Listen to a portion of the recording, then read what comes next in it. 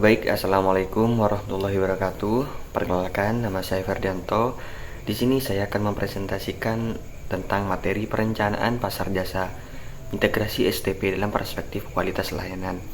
Baik, langsung saja ke materi yang pertama, yaitu konsep STP.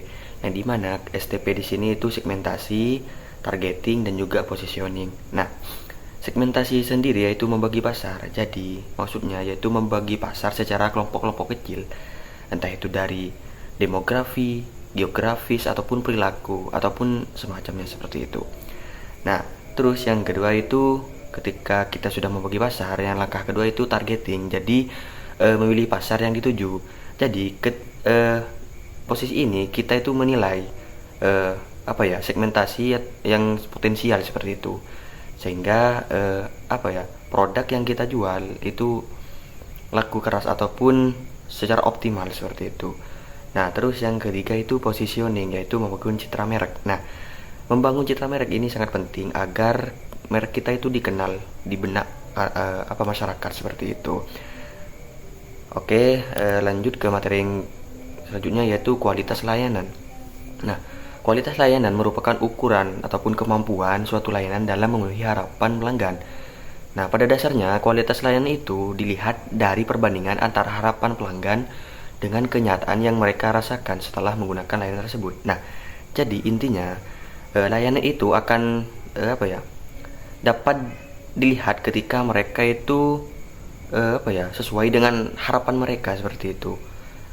Ketika layanan itu sesuai dengan harapan mereka, dengan ekspektasi mereka, maka nanti terbentuk layanan yang berkualitas dan juga terbentuknya loyalitas seperti itu.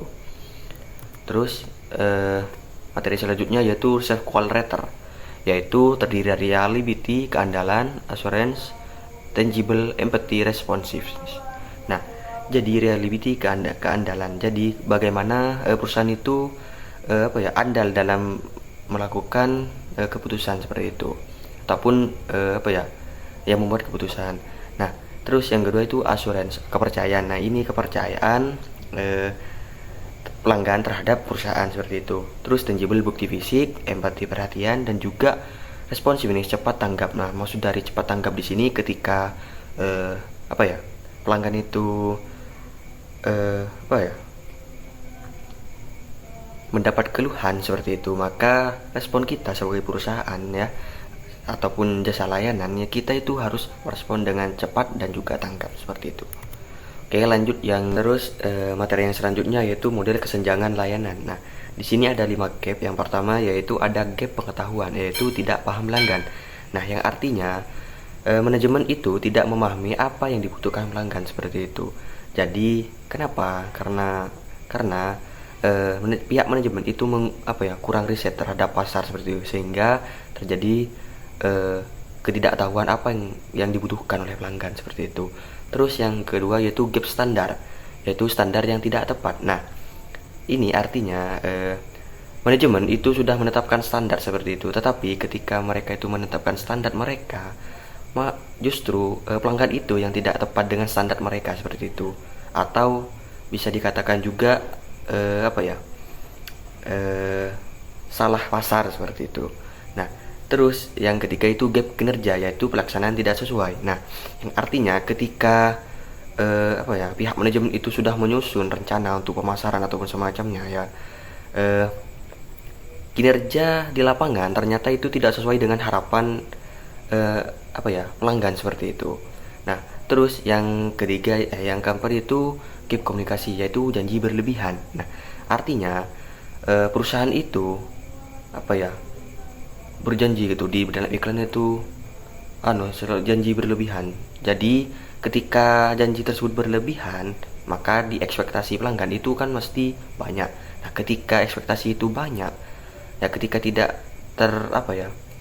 terekspektasi secara logika oleh mereka, maka itu akan menjadi nilai buruk terhadap terhadap perusahaan seperti itu. Nah, terus yang terakhir yaitu gap pelanggan, yaitu gap yang dirasakan oleh pelanggan, yaitu gap dari keempat gap yang tadi seperti itu.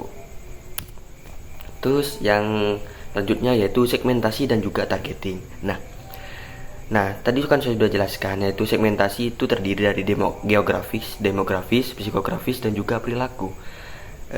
Dan juga targeting itu memilih, yaitu memilih segmen yang paling potensial dan juga sesuai sumber daya dan juga peluang seperti itu.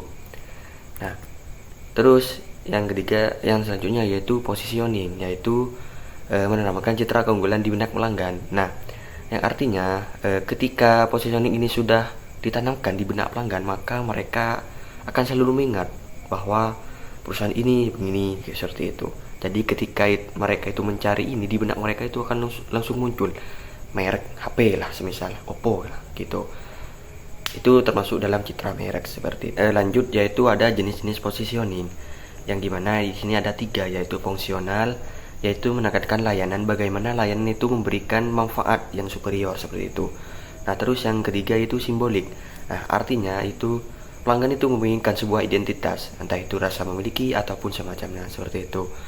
Nah, terus yang terakhir yaitu experiential.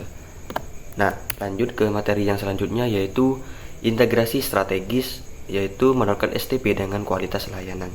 Nah, keberhasilan jangka panjang sebuah firma jasa sangat bergantung pada seberapa baik strategi STP mereka, yaitu selaras dengan operasionalisasi dimensi kualitas layanan. Nah, jadi keberhasilan sebuah perusahaan itu terpengaruh dari bagaimana mereka itu menerapkan strategi STP gitu dengan operasionalisasi dimensi kualitas layanan secara optimal seperti itu. Nah, ketika mereka itu menerapkan strategi STP ini dengan baik ya, maka dampaknya ke perusahaan itu pasti juga semakin baik seperti itu. Nah, lanjut di sini yaitu terakhir, yaitu kesimpulan, yang dimana STP, segmentasi dan juga targeting dan juga positioning yang dikondisikan dengan kualitas layanan merupakan strategi utama dalam memenangkan persaingan bisnis. Strategi ini harus selaras dengan kebutuhan pelanggan agar dapat memberikan nilai yang tepat. Dengan berfokus pada pengalaman pelanggan, yaitu dapat meningkat kepuasan yang secara tepat dan juga mendorong terbentuknya loyalitas terhadap perusahaan seperti itu.